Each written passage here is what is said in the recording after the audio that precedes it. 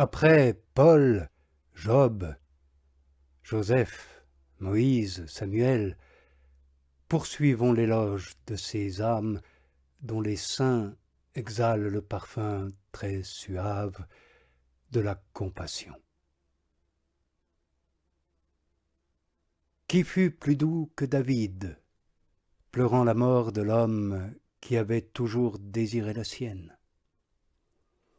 Qui fut plus humain que lui, qui s'affligeait du décès de l'homme auquel il succédait dans la royauté? Et encore, combien ce fut difficile pour lui de se laisser consoler après la mort d'un fils parricide. De tels sentiments manifestaient avec éclat une profusion de l'onguent le plus exquis. C'est pourquoi il priait avec assurance lorsqu'il disait « Souviens-toi, Seigneur, de David et de toute sa douceur. »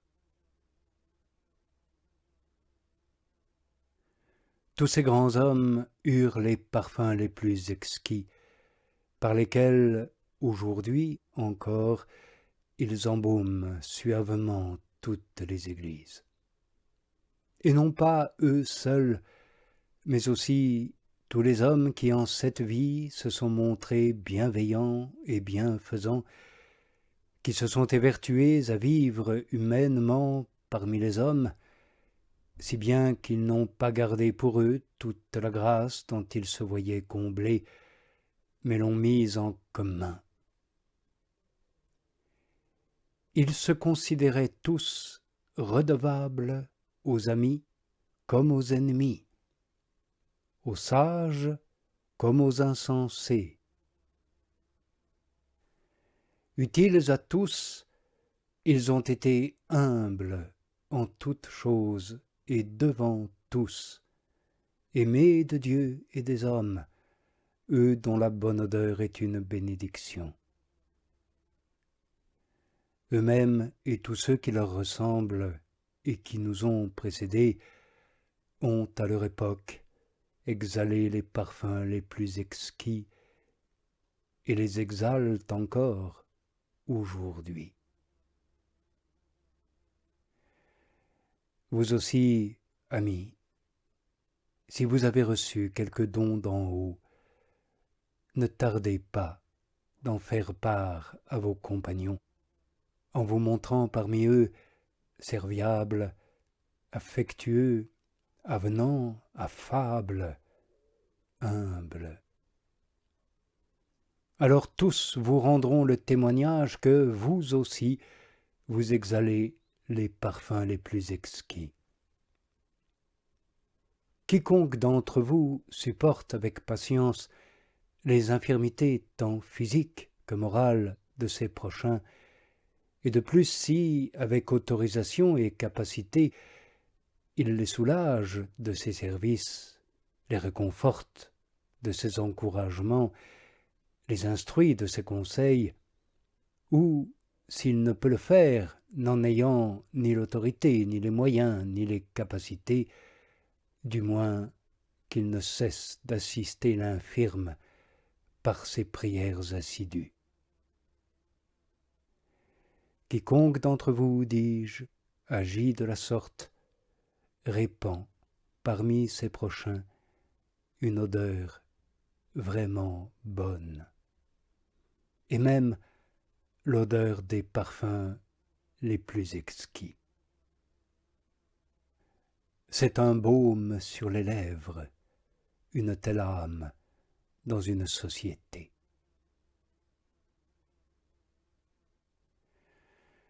Regardons maintenant l'Évangile et cherchons-y un passage qui concerne aussi ces parfums. Marie-Madeleine, Marie, mère de Jacques, et Salomé achetèrent des aromates pour aller oindre Jésus. Quels sont ces parfums si précieux qu'ils méritent d'être achetés et préparés pour le corps du Christ Jésus, et si abondants qu'ils suffisent pour le corps tout entier. On ne lit pas en effet à propos des deux parfums précédents, celui de la contrition et celui de la ferveur, que l'un ou l'autre ait été acheté ou composé exprès pour servir au Seigneur ou pour être versé sur tout son corps. En effet, dans un premier récit, on voit venir tout d'un coup une femme qui baise les pieds du Seigneur et les oint de parfum. Tandis que dans un deuxième récit, cette même femme, ou bien une autre, tient un flacon d'albâtre plein de parfum et le lui répand sur la tête. En revanche, ici, le texte porte « Elles achetèrent des aromates pour aller oindre Jésus ». Elles achètent non pas des parfums, mais des aromates. Et l'onguent pour rendre cet hommage au Seigneur n'est pas choisi tout près, mais il est composé sur le moment. Enfin, il ne s'agit pas d'embaumer seulement telle partie du corps, par exemple les pieds ou la tête, mais ainsi qu'il est écrit, pour aller oindre Jésus, c'est-à-dire tout le corps dans son ensemble, non pas une partie distincte. Nous aussi, amis, revêtons-nous de la plus profonde miséricorde, montrons-nous généreux et humains, non seulement envers nos amis et nos proches, ou envers ceux que nous tenons pour des bienfaiteurs, ou dont nous espérons un bienfait, car les païens eux-mêmes en font autant. Mais, suivant le conseil de Paul, tâchons de pratiquer le bien à l'égard de tous. Et pour l'amour de Dieu, pensons qu'il ne faut point refuser ou omettre un service de charité, soit corporel, soit spirituel, et cela même s'il s'agit d'un ennemi. Alors il sera manifeste que nous aussi, nous possédons en abondance les parfums les plus exquis. Oui, nous avons entrepris d'oindre non seulement la tête ou les pieds du Seigneur, mais, dans la mesure de nos forces, sans distinction, dans le cadre de notre autorité et de nos capacités, son corps tout entier qui est l'Église. C'est pour cette raison, sans doute, que le Seigneur Jésus, dans sa providence, n'a pas permis qu'on employât pour son corps mort les aromates préparés.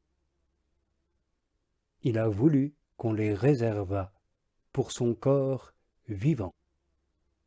Car elle est vivante, l'Église qui mange le pain vivant descendu du ciel.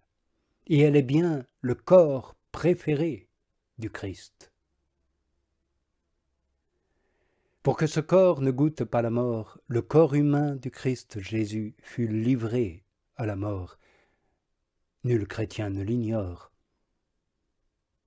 Il désire donc que l'Église soit ointe, qu'elle soit soignée.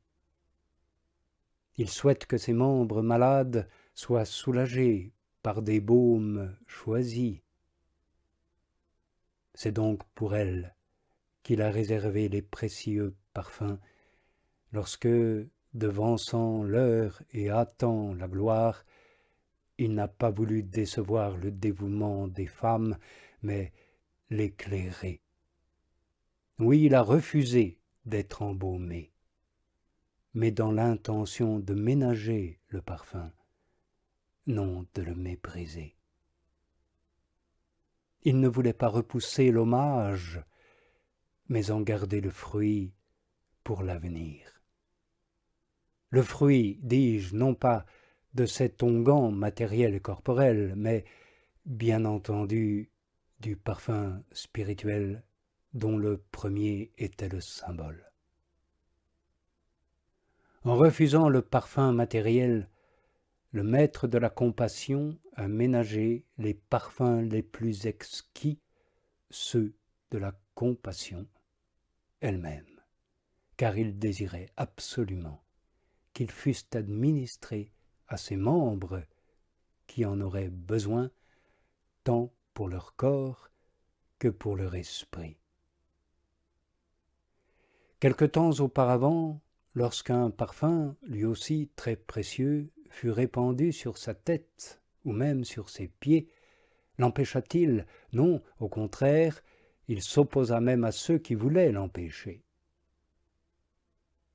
En effet, comme Simon s'indignait parce qu'il permettait à une pécheresse de le toucher, Jésus lui raconta une longue parabole pour le blâmer, et aux autres, qui déploraient le gaspillage du parfum, il répondit en disant « Pourquoi tracassez-vous cette femme ?